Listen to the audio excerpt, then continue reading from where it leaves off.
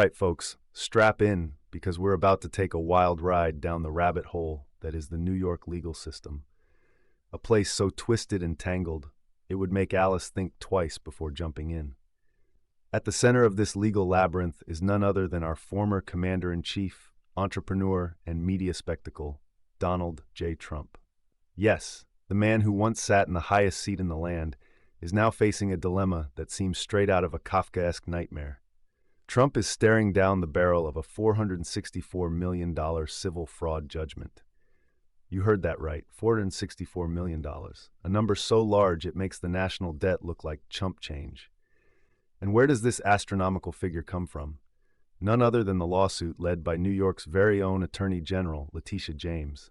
This isn't just any old lawsuit, folks.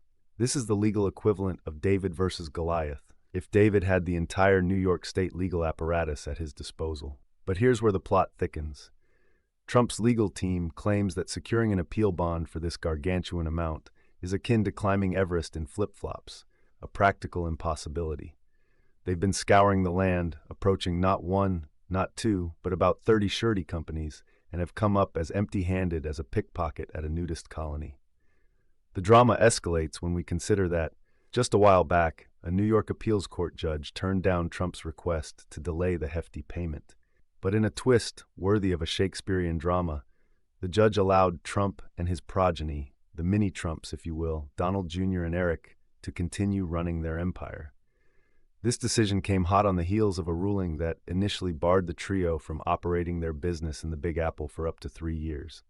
Now, I can hear you asking, why all the fuss? Well, according to Trump's legal eagles, this whole bond situation isn't just a stumbling block. It's a veritable mountain in the path of their right to appeal. They argue that this isn't just an affront to Trump, but a direct threat to the sacred principles of justice and fairness. It's like telling the little guy he can't fight back against the big bad wolf. But hold your horses, because the plot doesn't end there. Trump's campaign spokesman, a gentleman by the name of Stephen Chung, has blasted this ruling as nothing short of unjust, unconstitutional, and un-American. He's painted a vivid picture of a political witch hunt, orchestrated by none other than the powers that be, all under the malevolent gaze of crooked Joe Biden. Ladies and gentlemen, if you ever thought politics was just a dull affair of men in suits droning on about tax policy, think again. This saga has it all: intrigue, drama, and a David versus Goliath battle, with the added twist that David is the state and Goliath is the former president.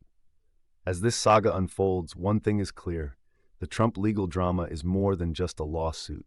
It's a full-blown spectacle, a clash of titans under the bright lights of the media stage. So grab your popcorn and stay tuned, because if there's one thing we can be sure of, it's that in the world of Donald J. Trump, the show is never over.